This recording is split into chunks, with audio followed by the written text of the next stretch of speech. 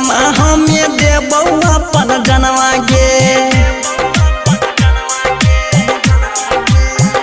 अजहिया होई तो तोर गावनमा हमें देबौ अपन जनवा हमर लाश जैत कोसी वाला घाट पर तू तो सुते जइभी पियावा संगे घाट पर हमर लाश जैत कोसी वाला घाट पर तू तो सुते जइभी पियावा संगे घाट पर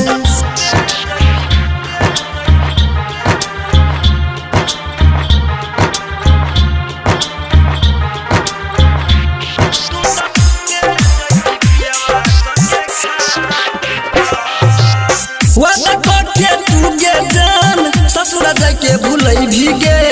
हमारा फर के पियवा के तू बबुआ खेलई भीगे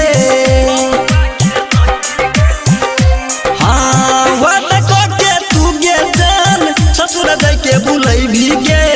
हमारा फर के पियवा के तू बबुआ खेलई भीगे अरथी उठता बस के बत्ती वाला टाट पर तू तो सुते जइभी पियावा संगे घाट पर हमर लाश जैत कोसी वाला घाट पर तू तो सुते जइभी पियावा संगे घाट पर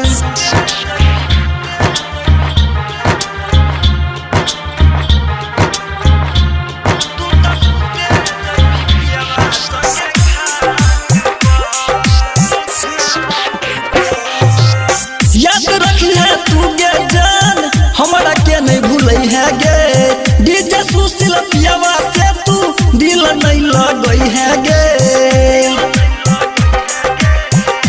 हाँ याद रखी है तू गे जान हमरा के नहीं भूलई है गे